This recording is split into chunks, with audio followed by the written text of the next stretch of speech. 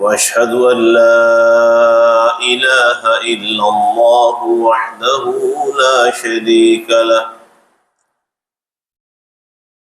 وأشهد أن محمدًا عبده ورسوله يا أيها الذين آمنوا اتقوا الله حق تقاته ولا تموتن إلا وأنتم مسلمون يا أيها الناس اتقوا ربكم الذي خلقكم من نفس واحدة وخلق منها زوجها وبث منهما رجالا كثيرا ونساء واتقوا الله الذي تساءلون به والأرحام إن الله كان عليكم رقيبا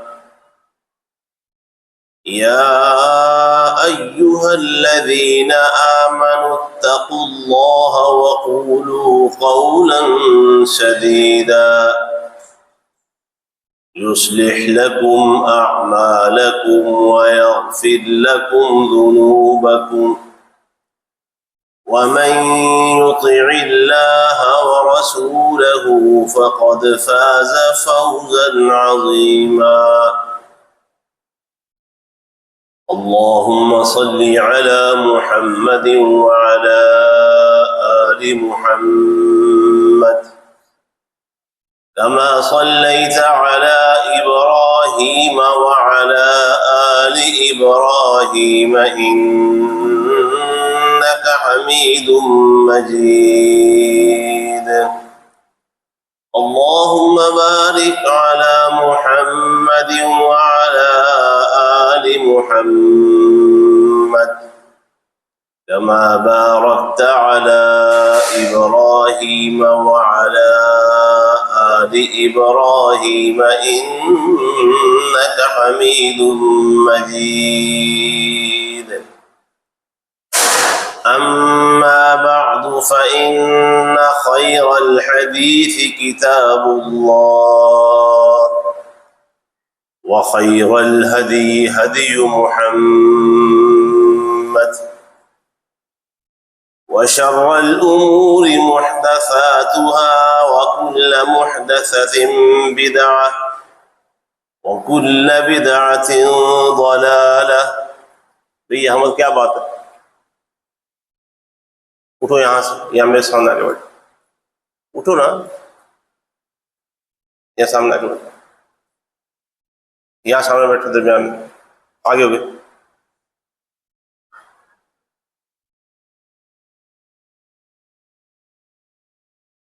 وَكُلَّ بِدْعَةٍ ضَلَالَةٍ وَالضَّلَالَةُ فِي النَّارِ سُبْحَانَكَ لَا عِلْمَ لَنَا إِلَّا مَا عَلَّمْتَنَا إِنَّكَ أَنْتَ الْعَلِيمُ الْحَكِيمُ اللهم انفعنا بما علمتنا وعلمنا ما ينفعنا وزدنا علما الحمد لله على كل حال ونعوذ بالله من حال أهل النار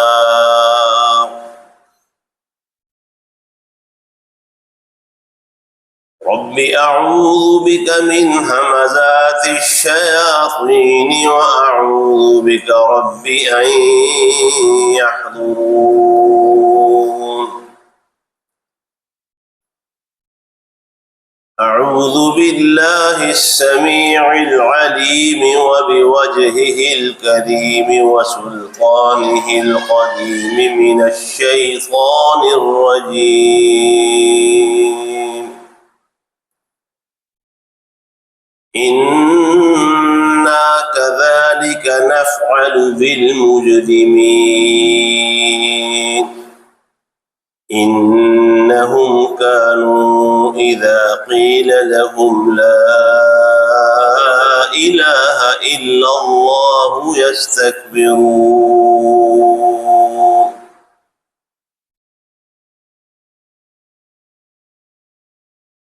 بے شک ہم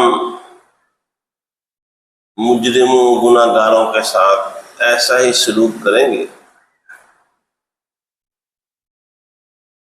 یہ ایک بہت بڑی حقیقت ہے کہ جب ان کے سامنے کہا جاتا کہ اللہ کے سوا کوئی معبود حقیقی نہیں ہے، جب ان سے لا الہ الا اللہ کہا جاتا تو وہ بہت تکبر کرتے تھے.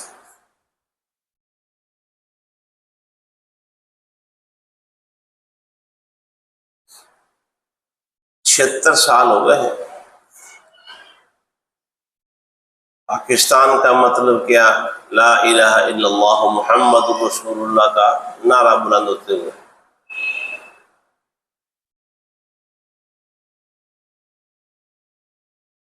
جہاں تک میری سمجھ نے کام کیا، آپ بھی غور کرتے ہوں گے، میں نے بھی اس ساری صورتحال پر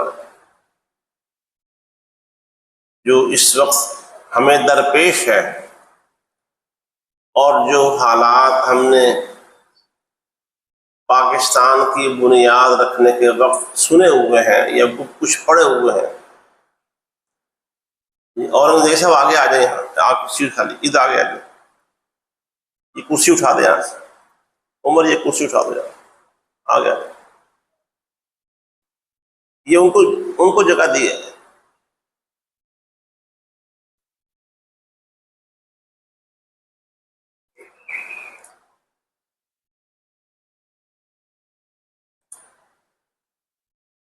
جو صورتحال سننے سے یا تھوڑا بہت مطالعہ کرنے سے سمجھ میں آتی ہے،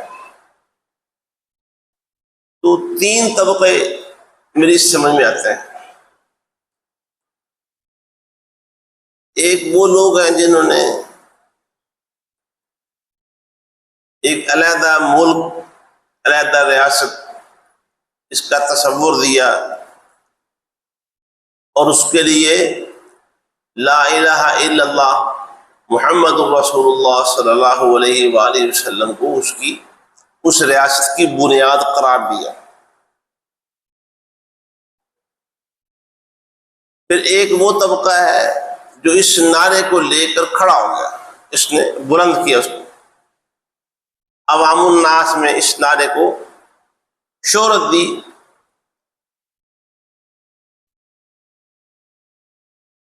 اور ایک وہ طبقہ ہے جو اس لا الہ الا اللہ کو عظیم مقصد اور منہج سمجھ کر اس کے لیے انہوں نے جانیں نچھاور کرنا شروع کر دیا.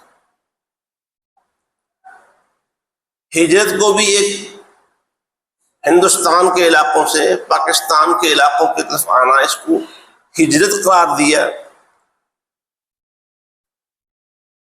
اپنی جائیدادیں چھوڑیں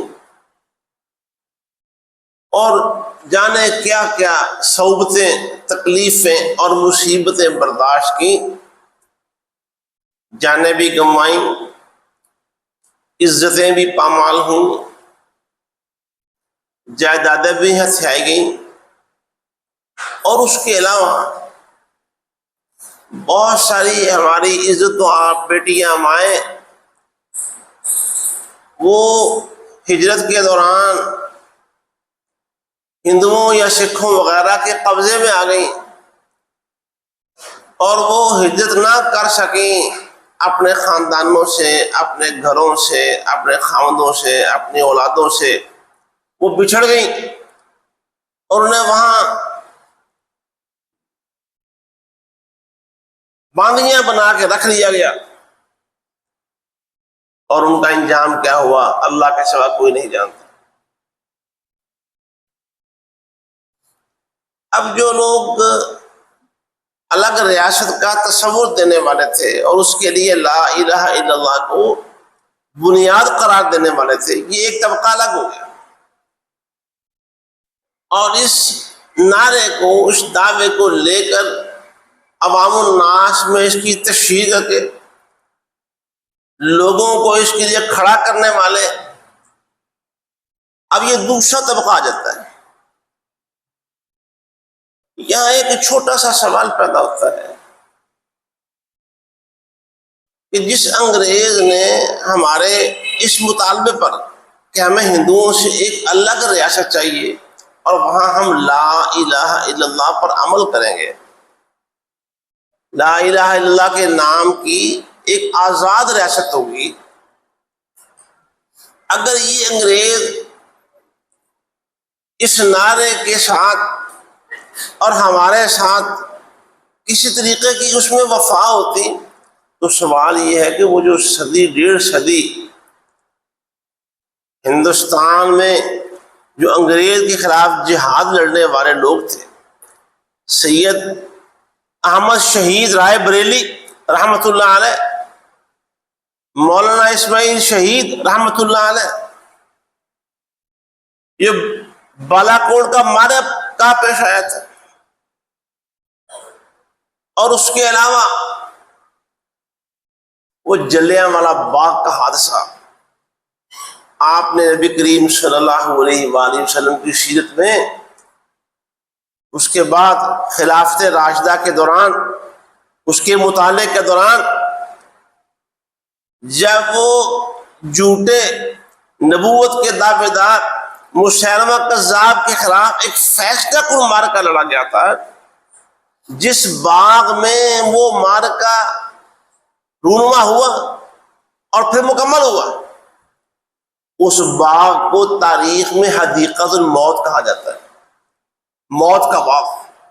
اتنی موت ہوئی اس معرکے کو سر کرنے کے لیے، بس سمجھ لیجیے ہندوستانی تاریخ میں وہ جلیانوالہ باغ کا جو حادثہ ہے وہ حدیقۃ الموت کے برابر ہے آج کے زمانے میں۔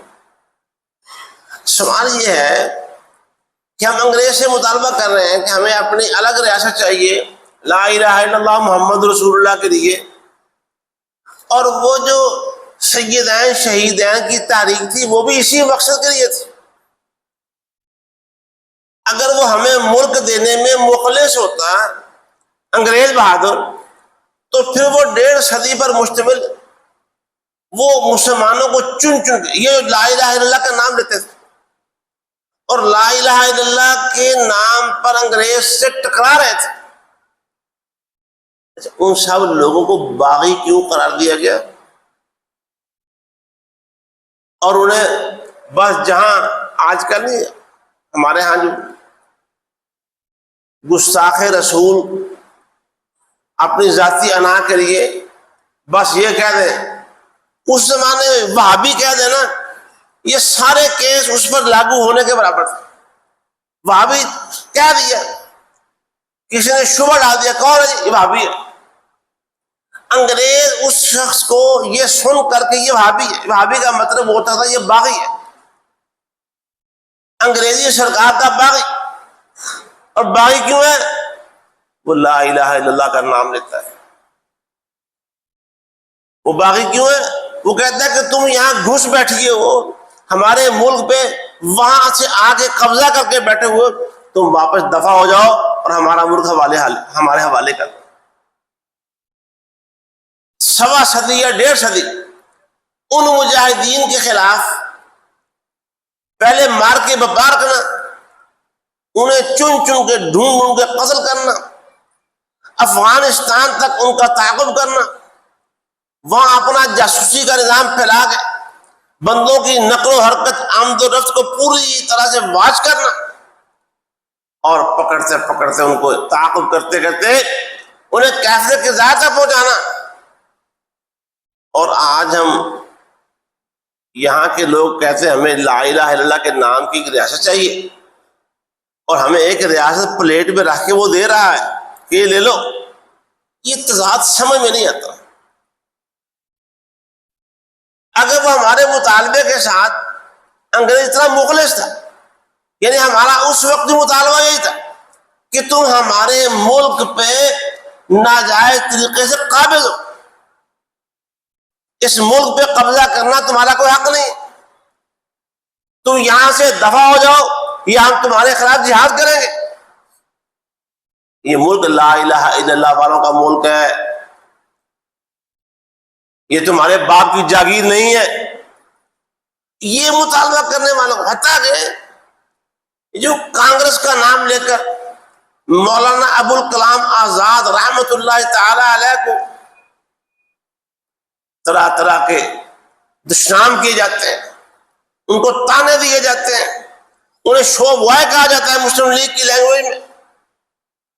مولانا ابوالکلام آزاد کا بھی یہی مطالبہ تھا کہ تم اس ملک کی تقسیم اور بندر بانٹ کے حق نہیں رکھتے، تمہارا حق ہی نہیں ہے کہ تم اس ملک کی تقسیم کرو، یہ ٹکڑا فلاں کو دے دو، یہ ٹکڑا فلاں کو دے دو، تو تمہارے باپ کا ملک ہے، تم کون ہوتے ہو اس ملک کی ہندوستان کی تقسیم کرنے والے؟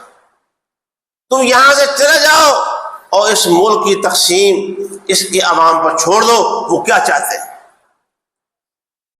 اچھا، جو یہ مطالبہ کرتا ہے، پہلے وہ مطالبہ کرنے والوں کو جلیانوالہ باغ کے حادثے دیکھنا پڑتے ہیں، حدیقۃ الموت کے حادثوں سے گزرنا پڑتا ہے، نہ صرف قید و بند کی۔ یار ایسے ایسے بندے آپ نے سنا ہوگا، توپوں کو گولوں سے لوڈ کر کے ان کے دانوں کے آگے بندے باندھ کے اور توپوں کے گولے چلائے جاتے تھے یہاں جہیز پھرانے کے لیے، باغیوں کو ایک کینڈے کے اندر رکھنے کے لیے، ایک حد کے اندر رکھنے کے لیے۔ اور اب مولانا ابوالکلام آزاد جیسے بندے کہہ رہے ہیں کہ تم تقسیم نہ کرو، اس ملک سے نکل جاؤ اور اس ملک کی تقسیم کا فیصلہ یہ یہاں کے عوام پر چھوڑ دو۔ یہ مولانا ابوالکلام آزاد کو بھی جیل میں ڈالتے ہیں، کئی سال جیلوں میں رہنا پڑتا ہے، اور یہ لا الہ الا اللہ کے نام پر ایک ریاست کا مطالبہ کر رہے ہیں۔ میری بات سمجھ رہے ہو؟ ان کو ریاست پلیٹ میں رہ کے، جو لوگ لا الہ الا اللہ کے نام پر پھانسی کے پھندے جھول گئے، جنہوں نے جانیں دے دیں، جنہوں نے جائیدادیں قربان کر دیں، جنہوں نے اپنی عزتیں دے دیں، ہر شے قربان کر دی، میں ان کی بات نہیں کر رہا، جو میری سوچ کام کرتی ہے، ان لوگوں کو یہ ملک کے حصول کے لیے، یہ زمین کا ٹکڑا حاصل کرنے کے لیے، یہ عوام کے جذبات کو استعمال کیا گیا، کیوں جن لوگوں کے ہاتھ میں اس نعرے کے بعد اس ملک کی تقدیر ہاتھ میں آئی، آج تک آئی ہوئی ہے، آج تک وہ لوگ اس ملک پر مقتدر ہیں، اقتدار سنبھالے ہوئے ہیں۔ مجھے بتائیے لا الہ الا اللہ کہاں ہے؟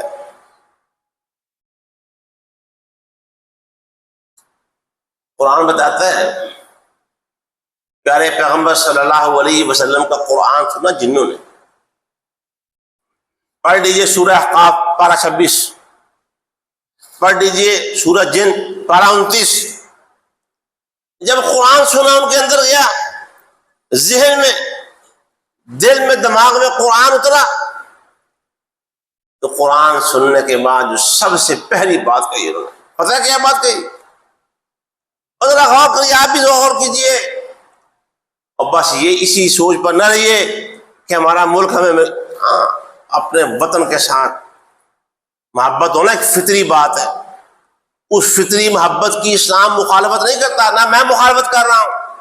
ہم اس ملک میں پیدا ہوئے، اس عمر میں میں نے مثال دے رہا ہوں، 55 سال گزار لیے ہیں، اس سے محبت ہونا ایک فطری بات ہے۔ میں اپنے ملک سے پیار کرنے کو وہ کفر و شرک قرار نہیں دے رہا، لیکن مجھے یہ بتائیے، اس ملک میں جب سے یہ ملا ہے، جن کے ہاتھ میں اس کی باغ ڈور ہے، وہ بھی سنیں اور آپ بھی سنیں، ذہن میں رکھیں۔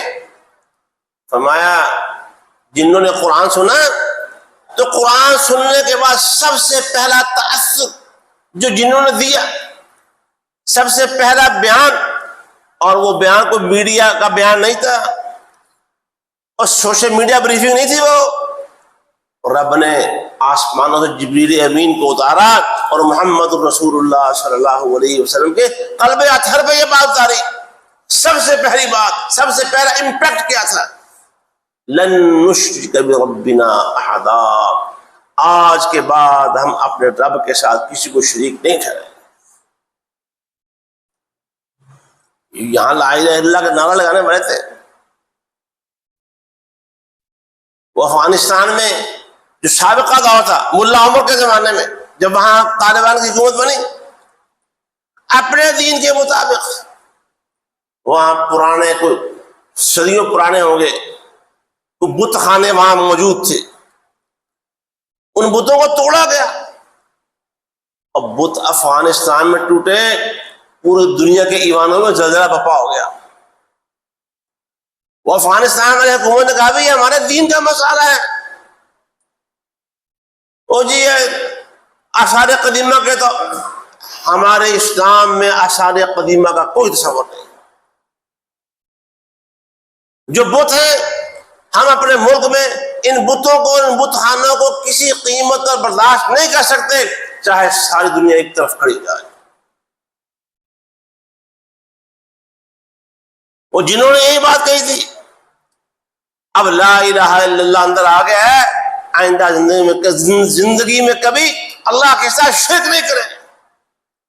کیا جو ہمارے لا الہ الا اللہ کا نعرہ لگانے والے تھے آج 76 سال ہو گئے؟ بلکہ میں یہ کہتا ہوں، یہ قبر پرستی، یہ قبروں کی پوجا، یہ قبروں کی تجارت اس ملک کا سرکاری مذہب۔ سیاسی لیڈر، وہ علاقائی ہو، وہ شہری ہو، وہ صوبائی ہو یا ملکی ہو، وہ اپنے سٹیٹس کے لحاظ سے اس کے ساتھ جو خبر میچ کرتی ہو وہ اس کی کفارت اپنے ذمہ لے لیتے ہیں اور اس کا پورا دھیان رکھتے ہیں۔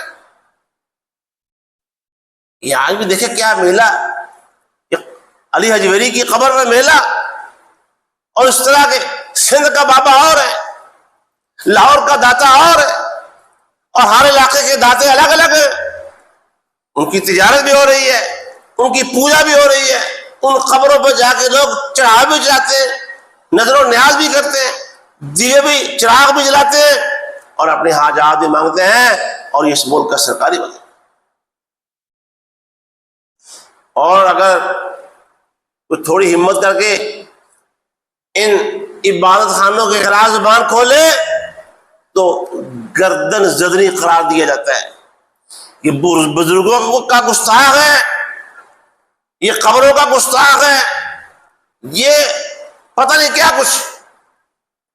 میرے بھائیو، لا الہ الا اللہ جب آتا ہے، اللہ نے قرآن میں یہ بات کہی ہے، ایک نہیں، اگر روایت صحیح ہو تو 1,24,000 نبی اور رسول دنیا میں صرف اور صرف اللہ نے اس پیغام کے لیے بھیجے، نوحی الیہ انہ لا الہ الا انا فاعبدون۔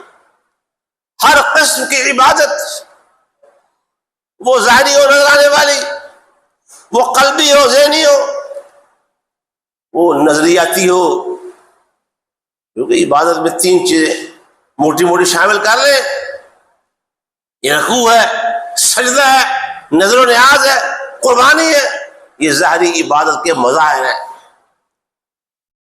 دل میں عظمت ہے، محبت ہے، اس کی خاطر محبت کرنا ہے، اس کی خاطر کسی سے نفرت کرنا ہے، یہ اللہ کا حق ہے۔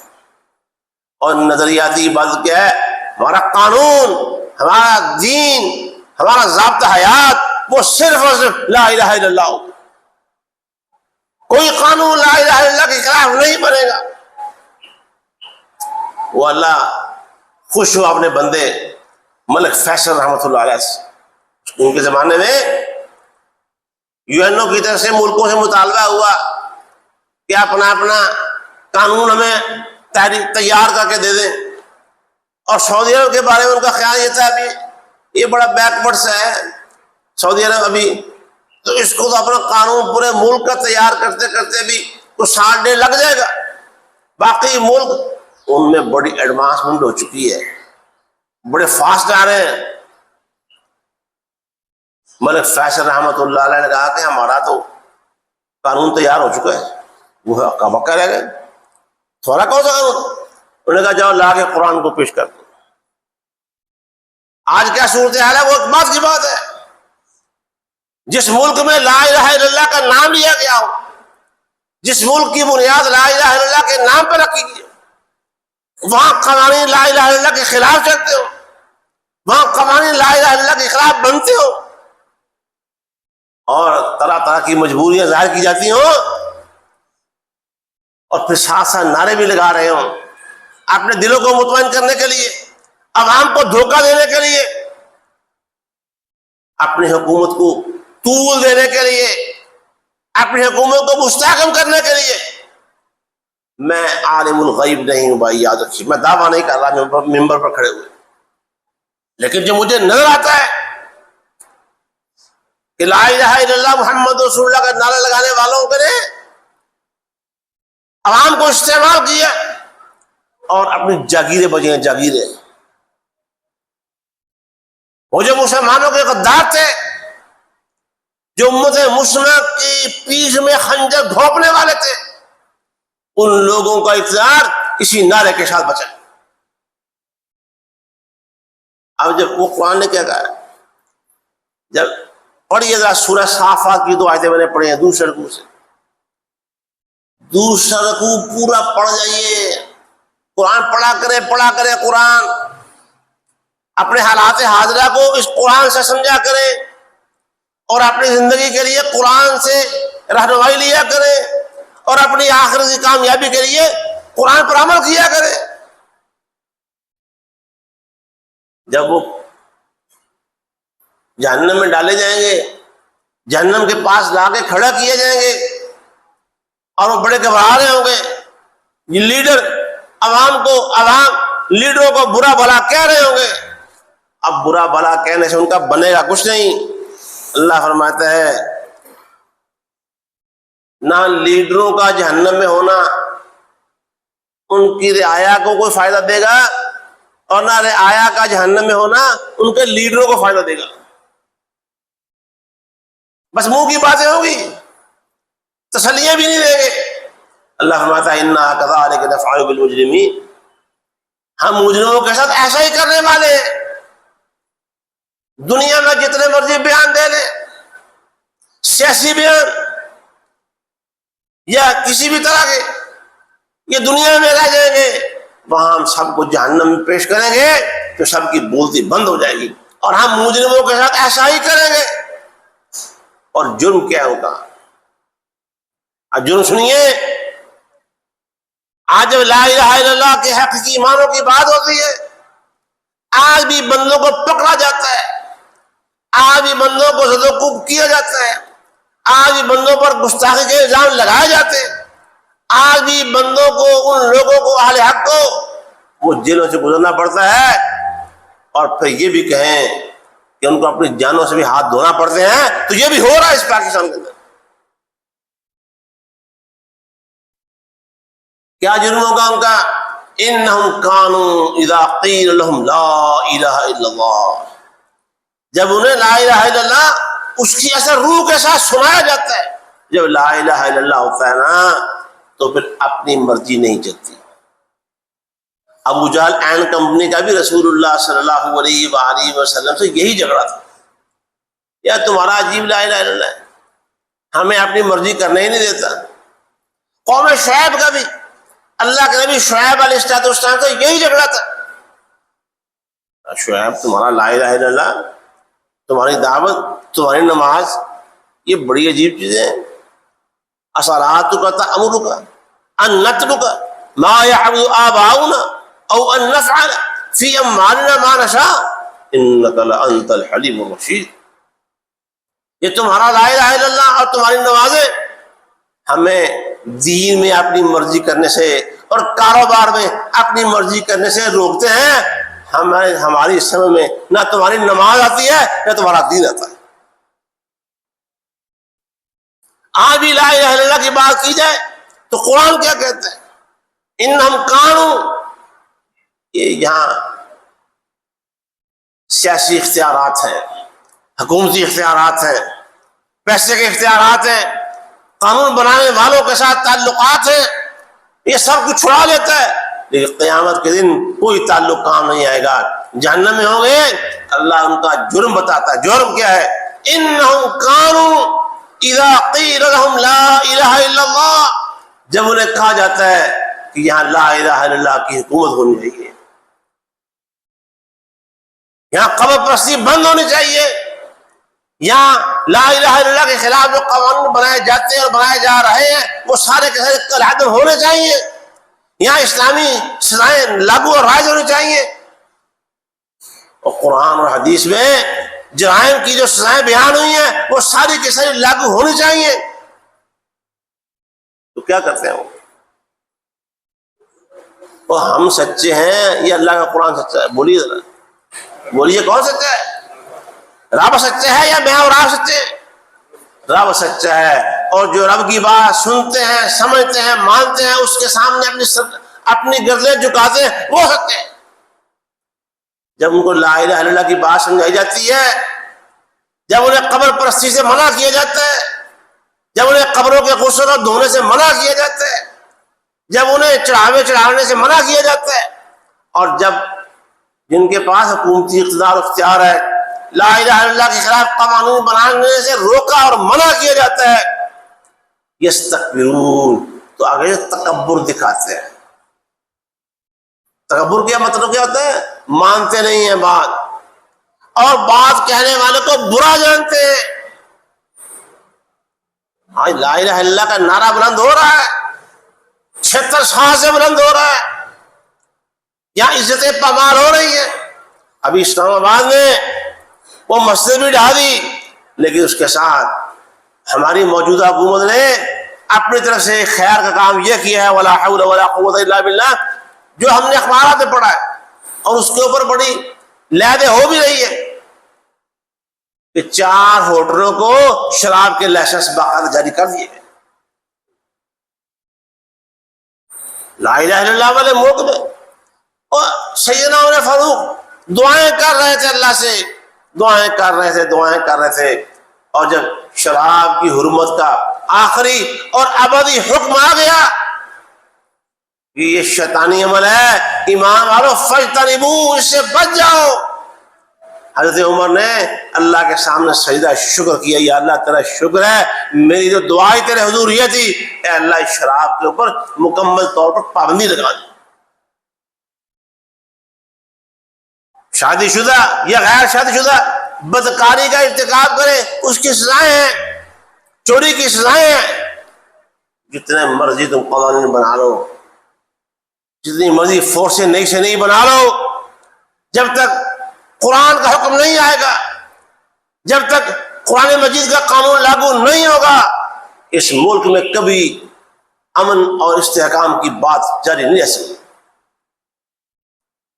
کیوں؟ یہ ملک لا الہ الا اللہ کے نام پر بنا ہے، جب یہ بنا ہی لا الہ الا اللہ کے نام پر ہے تو اس میں لا الہ الا اللہ آئے گا۔ دیکھو نا جی، یہ آپ کے میرے اور سب لوگوں کے پاس جیبوں میں موبائل موجود ہے، ایک کمپنی کے موبائل میں کسی دوسری کمپنی کا سافٹ ویئر اب ڈالا جا سکتا ہے؟ نہیں ڈالا جا سکتا۔ یہ ملک لا الہ الا اللہ کے نام پر بنا ہے، یہاں لا الہ الا اللہ آئے گا، لا الہ الا اللہ کا قانون بنے گا، لا الہ الا اللہ پر عمل ہوگا، یہاں شرک خانے بند ہوں گے، یہاں کعبہ خانے بند ہوں گے، یہاں زنا کے اڈے بند ہوں گے، اس ملک میں امن آئے گا، ورنہ یہاں کبھی امن نہیں آ سکتا۔ یہ لا الہ الا اللہ سنتے ہیں تو ان کے ماتھوں میں شگر پڑ جاتے ہیں، لا الہ الا اللہ سنتے ہیں تو ان کی چھٹی گم ہو جاتی ہے، لا الہ الا اللہ سنتے ہیں تو بہت سارے لوگ ایسے ہیں جو لا الہ الا اللہ کو ابو جہل اینڈ کمپنی کی طرح سمجھتے ہیں، ان کے پخانے نکل جاتے ہیں، لیکن لا الہ الا اللہ پر عمل کرنے کے لیے تیار نہیں ہوتے۔ میرے بھائیوں، یہ نعرے، جشن آزادی، یہ تب بنتا ہے اگر بنتا ہو تو، اگر اس کی گنجائش ہو، یہ تب بنتا ہے جب اپنے مقاصد جس کے لیے یہ ملک ہم نے حاصل کیا تھا ان مقاصد پر عمل کیا جائے گا۔ لیکن ہمیں ابھی کیوں حکومتی باتیں چھوڑیں، ابھی تو کل ساری قوم نے باجے بجا بجا کے، وہ باجے جن کے بارے میں رسول اللہ صلی اللہ علیہ وسلم نے فرمایا دو آوازیں اللہ کی لعنت والی ہیں، ان میں سے یہ باجے کی آواز ہے خوشی کے موقع پر پورے ملک میں جشن منایا گیا، پورے ملک میں باجے بجائے گئے، پورے ملک میں اللہ کی لعنت نازل ہونے کی دعوت دی گئی۔ اس ملک میں امن کیسے آ سکتا ہے؟ اس ملک میں استحکام کیسے ہو سکتا ہے؟ اور میں نے دیکھا اچھے اچھے گھرانے، اچھے اچھے ماں باپ، اچھے اچھے دادی دادا چھوٹے پوتوں کو پوتیوں کو شوق سے خوشی سے چھوٹے چھوٹے باجے خود لے کے دے رہے ہیں کہ چلو وہ بھی ذرا خوش ہو رہے ہیں۔ اللہ ہمارے حال پہ نہ فرمائے۔ نہ حکومت یہ بات چاہتی ہے کہ یہاں لا الہ الا اللہ ہو، اور نہ ہی عوام یہ چاہتے ہیں، ہماری اکثریت یہ چاہتی ہی نہیں کہ یہاں لا الہ الا اللہ ہو۔ اللہ ہمارے حال پہ رحم فرمائے اور ہمارے لیے دنیا اور آخرت کا انجام اچھا کر دے۔ وآخر دعوانا ان الحمد للہ رب العالمین۔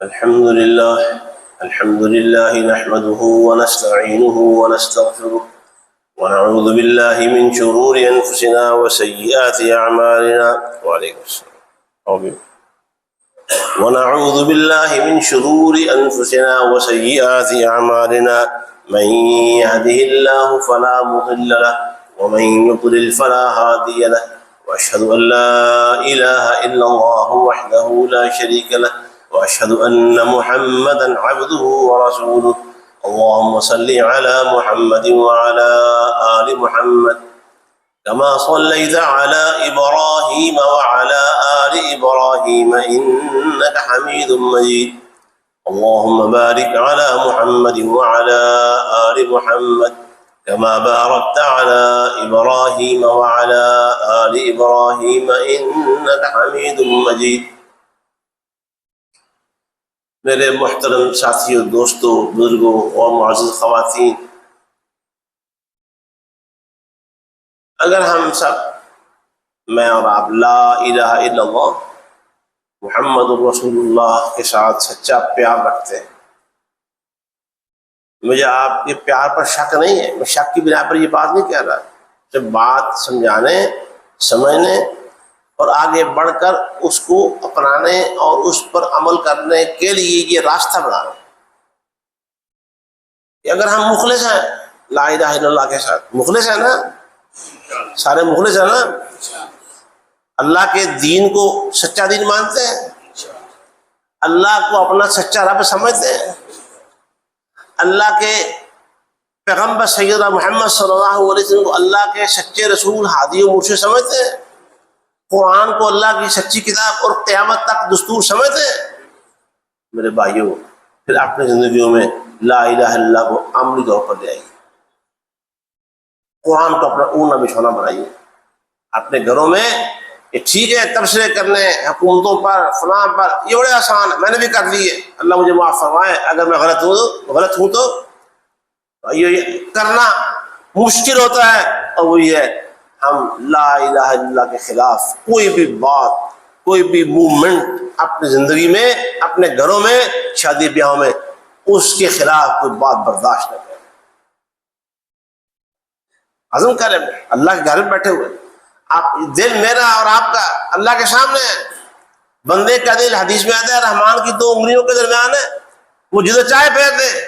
اگر میں نے اور آپ نے اپنا دل اللہ کے ساتھ ملا لیا، اللہ نے توفیق دے دی، تو آج ہی ہماری زندگیاں، یہ مسجد میں جو بیٹھے ہوئے ہیں، ہم ارادہ کر لیں ہماری زندگیاں، ان کے رخ، ان کی جہتیں اور سمتیں بالکل تبدیل ہو سکتی ہیں۔ بھائیو پھر میں یہ عرض کروں گا کہ قرآن کو، سنت کو اپنا اون اور بچھونا بنائیے۔ شادی بیاہ جتنے بھی ہیں، بیٹوں کی شادیاں، بیٹیوں کی شادیاں، وہ قرآن و حدیث کے مطابق کیجیے، اپنے لباس، اپنا اوڑھنا بچھونا، ہر چیز قرآن و حدیث کے مطابق کیجیے۔ اللہ مجھے اور آپ اس کی توفیق عطا فرمائے۔ بھی ایک بھائی یہاں بڑے ضرورت مند ہمارے پاس بیٹھے ہیں، اتنا کافی ہے، میں نے تو یہ عبدالرحمان صاحب ہیں جمعے کے بعد پیچھے بیٹھے ہوئے، بس یہ سمجھ لیں کہ میں نے ان کے معاملے کی پوری طرح سے جائزہ لیا ہے، یہ باقی بڑے ہی کرب کے اندر اللہ تعالیٰ کرب سے، کرب کا مطلب ہوتا ہے تکلیف.